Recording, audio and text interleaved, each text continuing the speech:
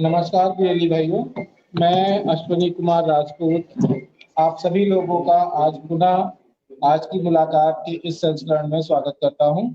आज हम लोग जिस विषय पर चर्चा करने वाले हैं वो है सीएससी के माध्यम से बीमा सेवाओं को हम कैसे कर सकते हैं। तो सबसे पहले मैं आपको बताना चाहूंगा कि कोई भी बीएलई भाई हमारा जो चाहता है कि वो अपने पोर्टल से अपने आईडी से बीमा की सेवाएं दे, तो सबसे पहले उसको दो रजिस्ट्रेशन करने होंगे। दो में से कोई भी एक रजिस्ट्रेशन, जिसको हम रैप रजिस्ट्रेशन और वीएलई आईएनएस रजिस्ट्रेशन कहते हैं। बिना इन दोनों के रजिस्ट्रेशन या एग्जामिनेशन को क्लियर किए हुए हम अपनी आईडी से इंश्योरेंस की सर्विस नहीं कर सकते, जब तक हम ये दो एग्जाम पास नहीं करते या ये दो सर्टिफिकेशन प्राप्त नहीं करते। तो बताना चाहूंगा, रैप रजिस्ट्रेशन जो होता है हमारा, अब अगर आपको उसको करने के लिए हमें सबसे पहले insurance.csccloud.in पे जाके लॉगिन करना होगा और वहां पे हमें रैप रजिस्ट्रेशन का एक टैब मिलेगा, उसके थ्रू अपना रजिस्ट्रेशन करना होगा। रजिस्ट्रेशन ऑल रजिस्ट्रेशन की तरह ही है। हमें अपनी सारी डिटेल्स, अपने डॉक्यूमेंट्स जो भी केवाईसी के हैं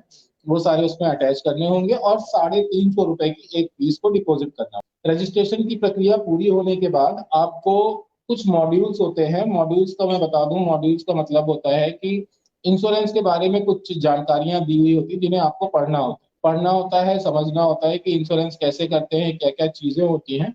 तो एक तरीके का आप मान सकते हो कोर्स टाइप का छोटा सा होता है जो आपको पूरा करना हो। इस कोर्स को पूरा करने के बाद आप एग्जामिनेशन देते हैं। जो एग्जामिनेशन होती है वो भी ऑनलाइन एग्जामिनेशन होती है। आप ऑनलाइन एग्जाम देने के बाद जब पास हो जाते हैं तो आपको एक सर्टिफिकेट प्राप्त होगा।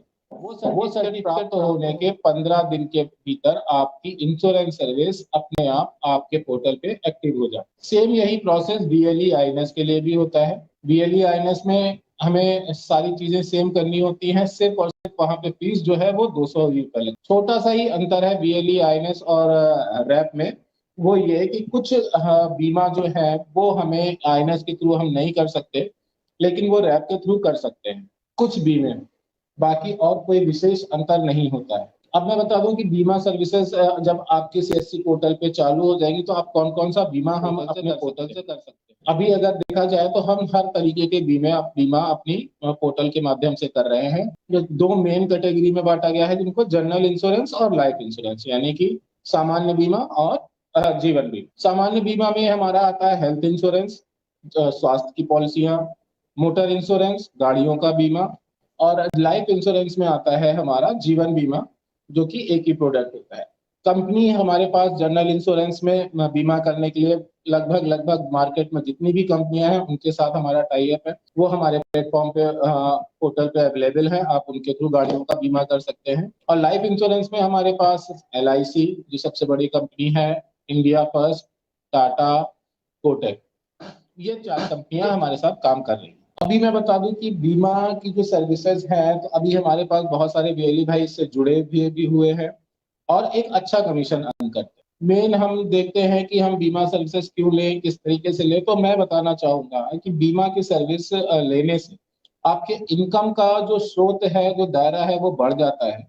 अगर मैं बात करूं कि कमीशन की, तो कमीशन इसमें बहुत अच्छा मिलता है। आप कोई भी ट्रांजेक्शन करते हो तो ट्रांजेक्शन में प्रीमियम होता है, वो चाहे हम जनरल इंश्योरेंस कर रहे हो या लाइफ इंश्योरेंस। तो इसमें कमीशन जो होता है वो 10% से लेकर के, जनरल इंश्योरेंस लाइफ इंश्योरेंस दोनों का 10% से लेकर के 30% तक जाता है, जो प्रीमियम अमाउंट का हो। यानी अगर आपने किसी का 10,000 का भी बीमा किया, वो गाड़ी का हो या जीवन बीमा हो, तो आपका मोटा मोटा जो कमीशन बनेगा वो आप मान के चलो कि वो 15 से 20% के होगा, तो वो 2,000 के आसपास आपका कमीशन होगा, जो कि 30% तक भी जा सकता है लाइफ इंश्योरेंस। जनरल इंश्योरेंस में ये 20 से 22% तक ही जाता है। और कई स्कीम्स आती रहती हैं लगातार, जिसमें हम एक्स्ट्रा कमीशन सीएससी की तरफ से देते हैं अपने बीएलई भाइयों को। और कुछ बीएलई भाई हमारे ये इंश्योरेंस में जनरल इंश्योरेंस के थ्रू इतना अच्छा बीमा अर्न कर रहे हैं कि वो एक बहुत बड़ा कंट्रीब्यूशन भी दे रहे हैं। और बहुत ही आसान तरीके से बीमा आप कर सकते हैं। सारी कंपनियां हमेशा ऑनलाइन अवेलेबल रहती हैं आपकी मदद करने के लिए। हम हमेशा अवेलेबल रहते हैं आपकी मदद करने के लिए। आपको कोई भी बीमा करते वक्त कोई भी शिकायत होती है, तुरंत समाधान किया जाता है। तो मैं बता दूं, जैसे गाड़ियों का बीमा है, हम पहले बात करते हैं गाड़ियों के बीमे की। तो गाड़ियों के बीमे में 2 व्हीलर, फोर व्हीलर यानी दो पहिया वाहन, चार पहिया वाहन, इन दोनों का बीमा हम कर सकते हैं। गाड़ियां दो कैटेगरी में होती हैं, कॉमर्शियल और प्राइवेट। कॉमर्शियल वो गाड़ियां जो व्यवसाय के लिए आपने यूज कर रहे हैं, जैसे मान लीजिए आपके पास कोई बस है, आप उसको स्कूल बस या ये कॉमर्शियल व्हीकल में आ गई। प्राइवेट जो हम अपने निजी उपयोग के लिए करते हैं वो प्राइवेट कार या वो होते हैं। तो हम इस तरीके से उसमें गाड़ियों का बीमा कर सकते हैं। गाड़ियों का बीमा भी दो तीन तरीके का होता है। फर्स्ट पार्टी, जैसे आपने सुना होगा, फर्स्ट पार्टी जिसको हम कॉम्प्रिहेंसिव कहते हैं, और थर्ड पार्टी। और वो इसमें भी कई तरीके की चीजें ऐड अप होती जाती हैं। अगर आप करना चाहेंगे तो वो ऐड भी होते रहते हैं, और बहुत ही सरल तरीके से आप इसको कर सकते हैं। मान लीजिए आपके दुकान पे रोज 10 कस्टमर आते हैं, तो आप उनको जब बताएंगे कि आपके यहाँ से बीमा की सर्विसेज भी दी जा रही हैं, तो डेफिनेटली वो जरूर ही आपके पास आएगा, क्योंकि हर व्यक्ति के पास आजकल कोई ना कोई वाहन जरूर है और उसका वो बीमा जरूर कराता है। तो जब वो सर्विस आपको उसको अपने घर के पास मिल जाएगी, आपके पास मिल जाएगी, तो वो जरूर ही आपके पास आएगा। और सबसे अच्छी चीज ये है कि अगर मान लीजिए आप जीवन बीमा करते हैं, तो जीवन बीमा का कोई भी पॉलिसी होती है वो 5 साल से लेके 15, 20, 25 साल तक की होती है, जैसा कि कस्टमर लेना चाहे।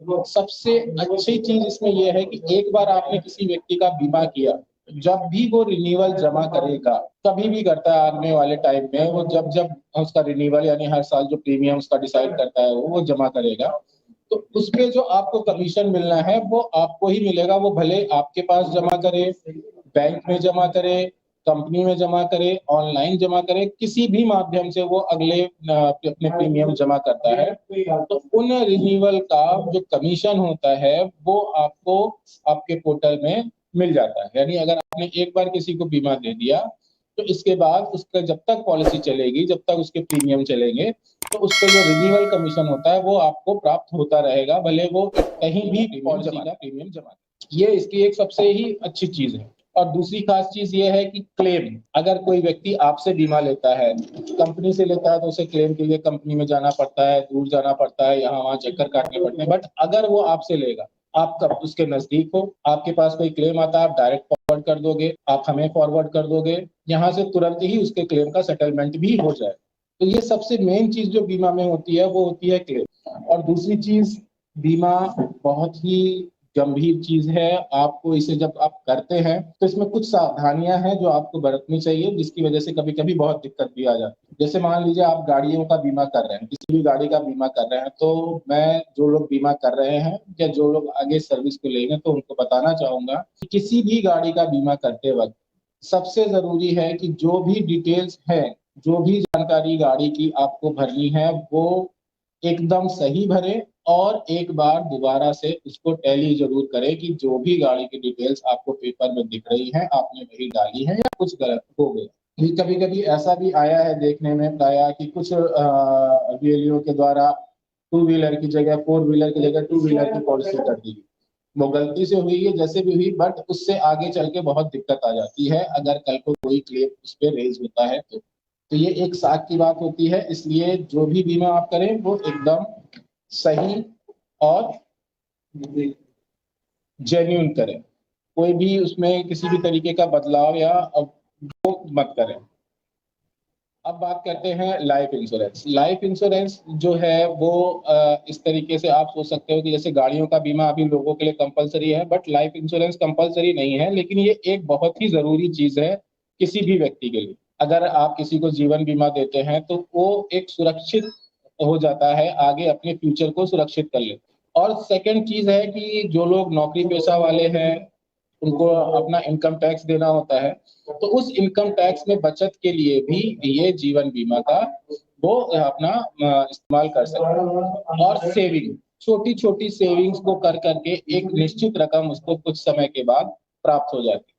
तो ये दो तीन पॉइंट्स होते हैं जिसकी वजह से जीवन बीमा बहुत ही जरूरी हो जाता है। तो यदि आप अपने कस्टमर्स को इसके बारे में बताएंगे जो आपके यहाँ आ रहे हैं कि आप जीवन बीमा भी कर रहे हैं, आप गाड़ियों का बीमा भी कर रहे हैं, तो आप देखेंगे कि अगर आप बात करते हैं 10 लोगों से दिन में, बताते हैं, सिर्फ बताते हैं कि आप जीवन बीमा भी करते हैं, तो मान के चलिए कम से कम कुछ आपके पास आप देखेंगे कि एक महीने में 5 से 6 लोग तो जरूर ऐसे होंगे जो आपके पास वापस आएंगे और वो बोलेंगे कि सर मुझे आपके यहाँ से ये जीवन बीमा करवाना है या गाड़ी का बीमा करवाना है। और वो 5-6 जो आपके यहाँ बीमा करेंगे आप, और उनसे जो कमीशन होगा वो आप देखेंगे कि आपके जो भी सेंटर के खर्चे, जैसे मान लिया बिजली का बिल हो गया, पेपर का हो गया, ये सारी चीजें हैं, ये उनसे आप पूरा कर सकते हैं सिर्फ 2-3-4 सर्विस आपने इंश्योरेंस की कर। क्यों मैं ऐसा बोल रहा हूँ? क्योंकि इंश्योरेंस में कमीशन जो है वो बहुत हाई होता है, ट्रांजैक्शन अच्छे होते हैं और इंस्टेंट कमीशन हो। इंस्टेंट कमीशन का मतलब मैं बता दूं कि जैसे बाहर कोई भी एजेंट अगर बीमा करता है तो उसको जो कमीशन प्राप्त होता है वो पॉलिसी इश्यू होने के कुछ समय बाद प्राप्त होता है, बट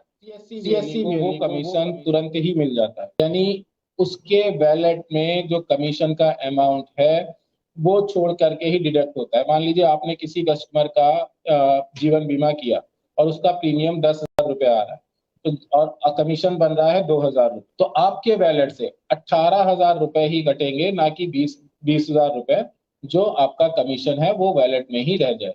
तो ये एक इंस्टेंट कमीशन जो होता है कि हमें कमीशन के लिए इंतजार नहीं करना पड़ता, जैसे ही ट्रांजैक्शन कंप्लीट होगा आपको आपका कमीशन प्राप्त हो जाएगा। तो ये कुछ चीजें थी जो जीवन बीमा और गाड़ियों के बीमा के बारे में थी कि क्यों हमें इंश्योरेंस सर्विस अपने पोर्टल पे एक्टिव करनी चाहिए। बहुत ही अच्छी सर्विस है और आय का एक बहुत ही बढ़िया माध्यम। रेगुलर आप कर सकते हैं, कुछ नहीं, अगर आप सिर्फ 10 लोगों को बताएंगे भी कि आपके सेंटर पे बीमा की सर्विसेज भी कर रहे हैं, तो मैं आपको बताऊंगा कि महीने में कम से कम 8 से 10,000 रुपए आप इंश्योरेंस की सर्विसेज को दे करके भी अर्न कर सकते। बस हमें ध्यान रखना है कि इंश्योरेंस की सर्विस को करने के लिए हमें सबसे पहले सर्टिफिकेशन करना होगा, जो कि रैप और आईएनएस, बीएलई आईएनएस 2 सर्टिफिकेशन है। इन सर्टिफिकेशन को करने के लिए सबसे पहले आपको insurance.csccloud.in पे जाके अपना रजिस्ट्रेशन करना है। रजिस्ट्रेशन करने के बाद फीस डिपॉजिट करनी है, जो कि रैप के लिए 300 और बीएलई आईएनएस के लिए 200 है। फीस डिपॉजिट होने के बाद आपको जो मॉड्यूल्स हैं वो मॉड्यूल्स क्लियर करने होंगे। मॉड्यूल्स का वैसे मैंने आपको पहले बताया, एक तरीके का बीमा के बारे में जानकारी होती है जिसे आपको पढ़ना है और समझना है, क्योंकि जो आगे एग्जाम होगा उसमें जो क्वेश्चन आएंगे वो इन्हीं मॉड्यूल से होते हैं। तो जब आप इनको पढ़ लेंगे, इसके बाद आपका जब मॉड्यूल कंप्लीट होंगे आप ऑनलाइन एग्जाम दे सकते हैं।